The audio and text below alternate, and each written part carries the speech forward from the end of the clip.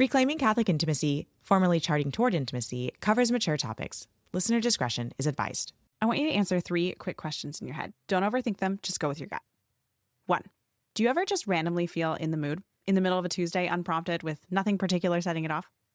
2, when you imagine having sex with your husband tonight, is your first reaction something like anticipation? Or something more like, okay, I guess?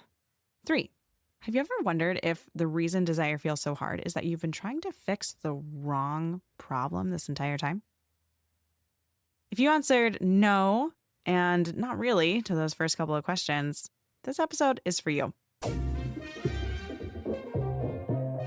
Welcome to Reclaiming Catholic Intimacy, the podcast for Catholic women that helps you improve your sex life, strengthen your marriage, and embrace God's design for love.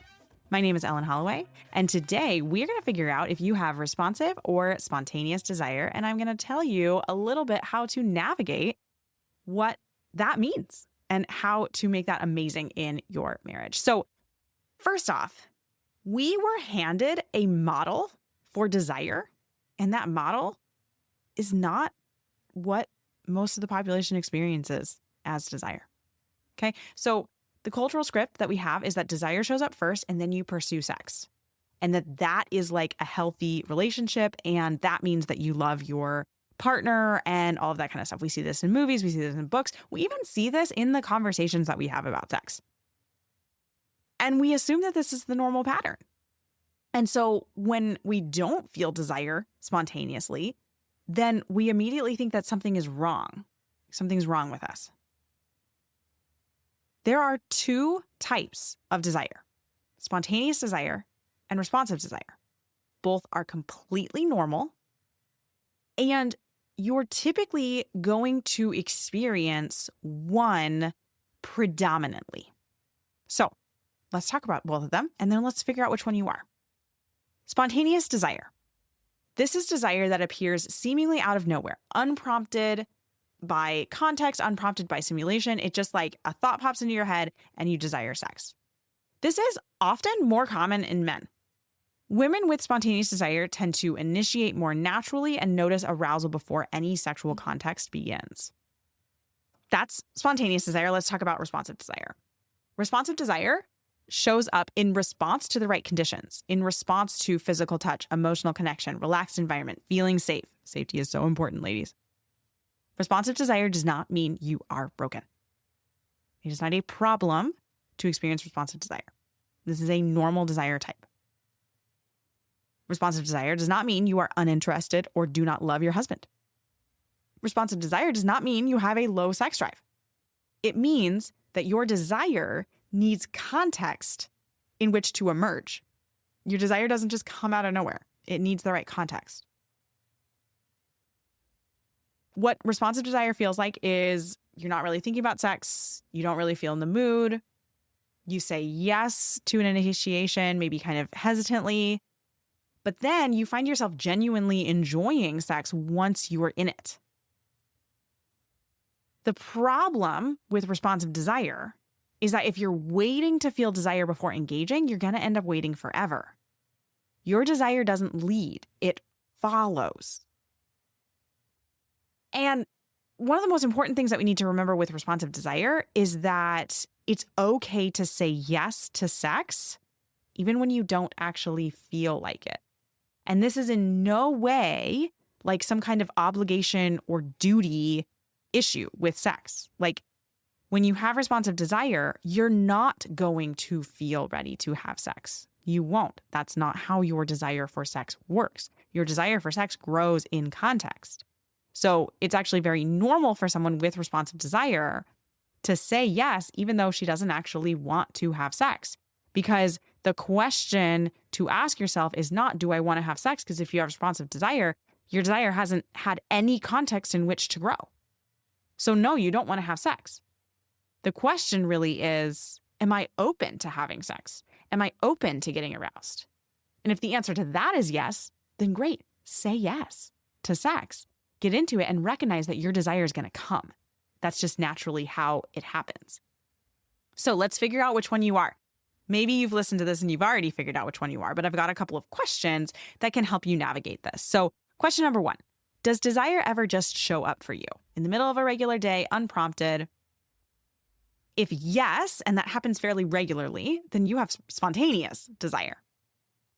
If rarely or never desire just shows up randomly for you, you're probably on the more responsive side. Question number 2. Think about the last time you had sex and actually enjoyed it. How did it start for you?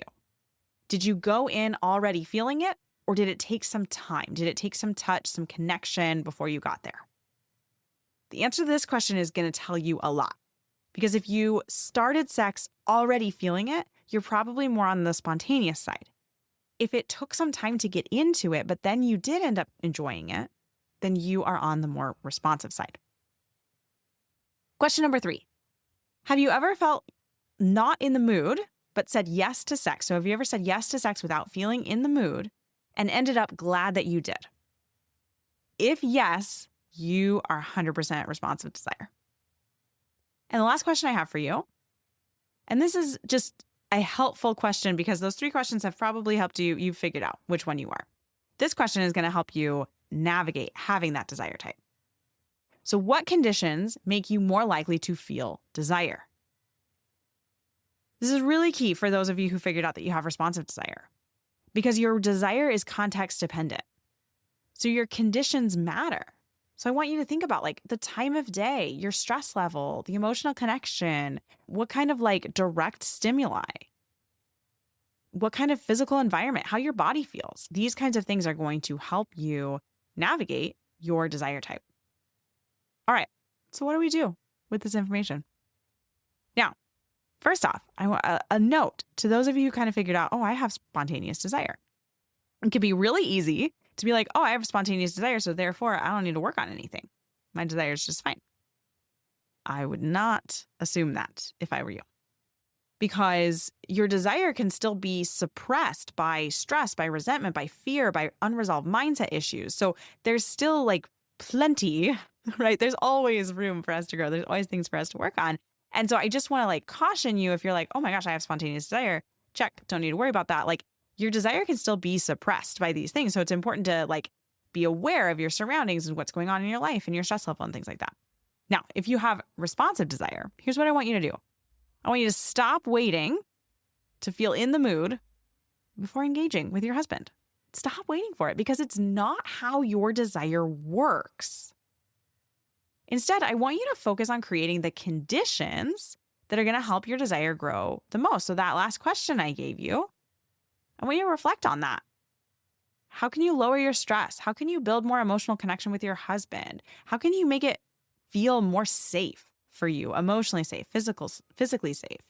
How can you work on your mindset to make sure that your mind is more of you're open-minded here. You have positive thoughts about sex instead of very braced and closed off to sex. Now, something else that I really want to mention here when it comes to responsive desire, because this comes up for me a lot when I coach a woman who kind of figures out that she has responsive desire and then she goes to her husband and says, hey, look, husband, I have responsive desire. That's why we've been having so much trouble lately. And her husband comes back with, well, then we need to figure out how to get you to have a spontaneous desire. No, that is not how it works. There is no reason for you to try to strive for spontaneous desire. Responsive desire is beautiful. It's so great. It builds in so many ways. Responsive desire can actually be so much stronger than spontaneous desire because it builds in context. So it's not just this like random thought that pops in the head. It's like this flame that just like grows and you just keep putting logs on the fire in the context of sex, and the desire can become so much greater than like a spontaneous spark. So responsive desire is extremely powerful. It's a really powerful form of desire. There's no reason for you to strive for spontaneous desire. First off, it's not going to work. Like you can't just like change your desire type. If you feel like earlier on in your relationship, you had more spontaneous desire and now you have responsive desire, it's actually not necessarily because your desire type changed. It's because your threshold changed. So you very likely still had responsive desire. It's that your threshold for that desire level has changed because you're more stressed now. You have kids, your life has happened, work has happened, money issues have happened. All of these things have happened. So your threshold for desire is higher now. And that's why it feels harder instead of like before it felt easier. But you very likely, like, you didn't change desire types. If you have responsive desire, you have responsive desire. That's how it works. Now, responsive and spontaneous desire are on a spectrum, right? So you can have something that's a little bit more in the middle, and you can have a little bit of kind of a flip-flopping feeling with it, but you're typically going to have predominantly one of them. And ultimately, I'm beating a dead horse here, but there's no reason to try to strive to like switch your desire type, because that's not how it works. What I want you to do is put the energy into you and your husband figuring out how to cultivate the desire type that you have and loving that. Like, live it up, right? And then the other thing that I want to close out for those of you with responsive desire, the most important things that you can change from here, knowing that you have responsive desire, is instead of asking yourself when your husband initiates, do I want to have sex right now? I want you to instead ask yourself, am I willing to get aroused? Just change that one question, and I can guarantee you that's going to change your whole sex life. Thanks so much for listening. If you have ever gotten any value from this podcast, could you do me a favor really quick?